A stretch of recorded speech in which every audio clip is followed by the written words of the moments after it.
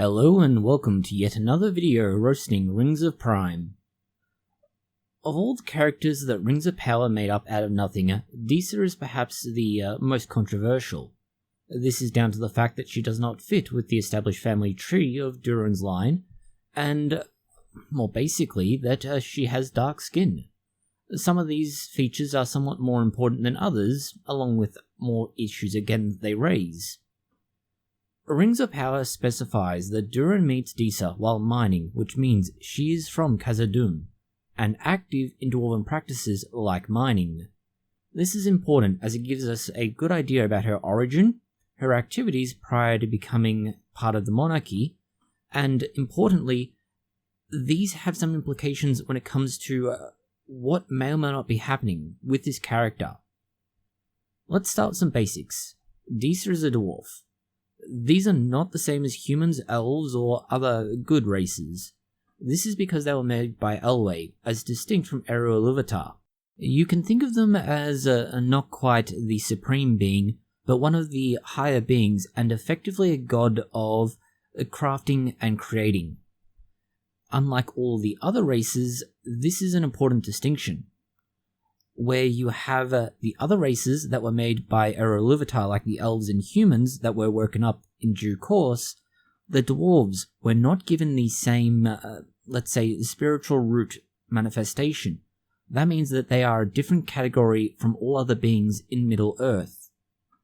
While ultimately not a major difference, it is important because it makes clear that they have a finite and clear family tree, as distinct from the elves and humans.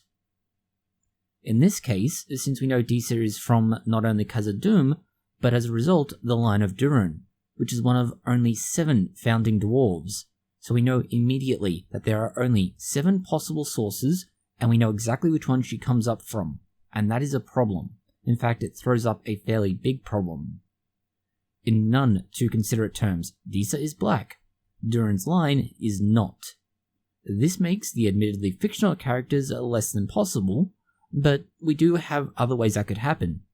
For example, when you allow for anomalies like hyperpigmentation, you might see some variation in skin tone, but not consistent across the entire individual, so we don't really have that as a possibility. If we just accept that this has somehow happened through some sort of mutation or random chance, there are issues with that, and these come back to the line of Durin. That is, the line of Durin appears to carry the recessive genes for being a redhead. This is not entirely exclusive to being black, but it is a problem. Most, if not all, of the genes responsible for being a redhead are also responsible for melanin content.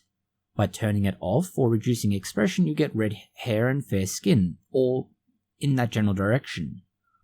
Turning the activity up or increasing expression of this gene increases melanin content, causing darker hair and skin. This effectively means you have a mutually exclusive presence.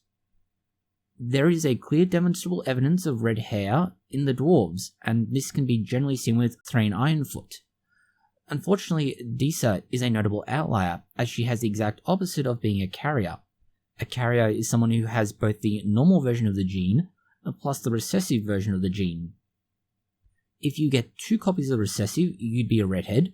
If you had 2 non-recessive versions of the gene, you wouldn't have any signs at all. You look like every other dwarf that is out there.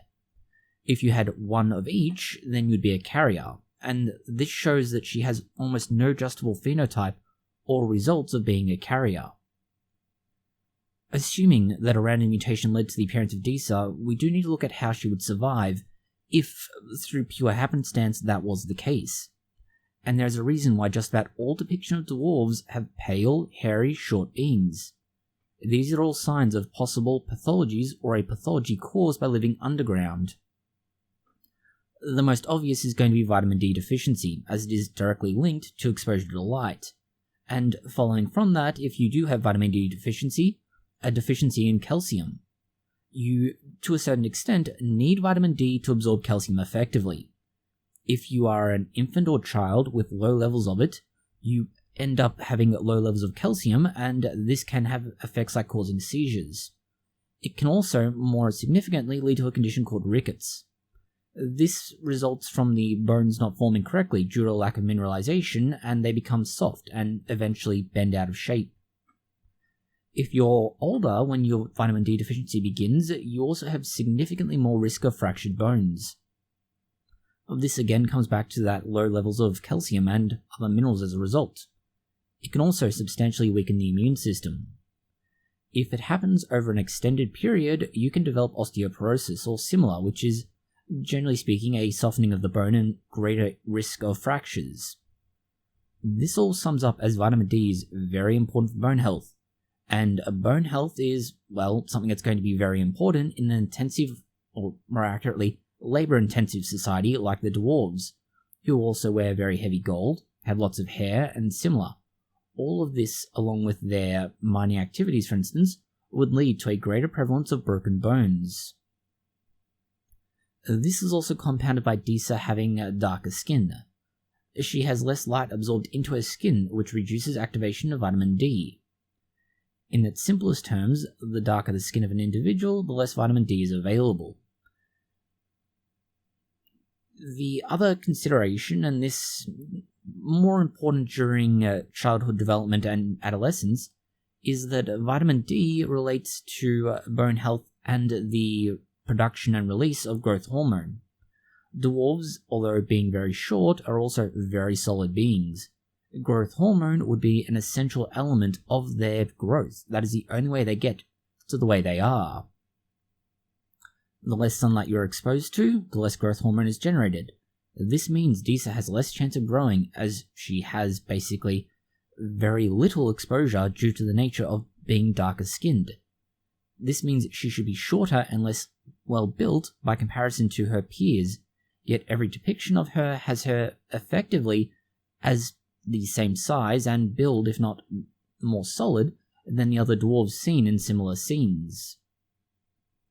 Looking at children who have issues with growth hormone, it's well established that across the world, and we're talking about the human world here, specifically Earth in reality, the individuals living in areas with more exposure to sunlight, or at least a longer exposure to daylight, were more likely to have higher levels of growth hormone.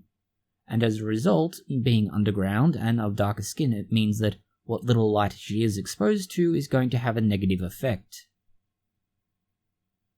Next we have Disa's lack of hair, and not the hair on top of her head, but the deliberate and explicit lack of facial hair. In the words of Gimli from Lord of the Rings, you often can't differentiate between a male and female dwarf, given how much facial hair they both have. Now there is some variation in Tolkien's writings. It ranges from there are no dwarven women at all, to they are exactly the same as male dwarves and you really can't distinguish them. This last instance is perhaps the strongest and most explicit, beyond where in The Lord of the Rings, Tolkien writes, the two sexes are so similar, other people cannot tell them apart, and given that male dwarves are effectively notorious for their beards, and issues to do with the maintenance of their beards, this is a necessity for you to be unable to tell the two apart. The final issue is one of simple power. Disa is said to have the power to persuade the mountains and rocks to free trapped miners after a mining accident. Dwarves are unable to use or be able to be compelled by magic. Well, they have greater resistance to magic. This is why they did not fall for the One Ring like other races. Instead, it exacerbated their inherent trait of greed for precious metals and stones. Disa persuading the mountains through song is inconsistent with the universe law, and this is a kind of magic. Dwarves largely cannot use magic, as they did not have the power given by Ilúvatar, but instead what they had came in a limited form from Anwe, and importantly, that was the god of smithing and crafting, not the god of magic. This is why Gandalf and the elves can wield magic. The dwarves have not been able to do so. That is why they became craftsmen and miners, rather than artisans and similar. In short, Disa is not possible from both a law and application of real-world principles perspective. There are issues around how she fits into the law. There are real concerns about how she would survive in this environment without having considerably more issues to do with her health and well-being than could possibly occur given her depiction in Rings of Power. This is why, at least one of the many reasons why, Rings of Prime is an abomination and should have been shelved until more competent individuals were involved. Thank you for watching this video. If you found it interesting, consider liking, sharing, and subscribing. Please post any comments, questions, or suggestions you have below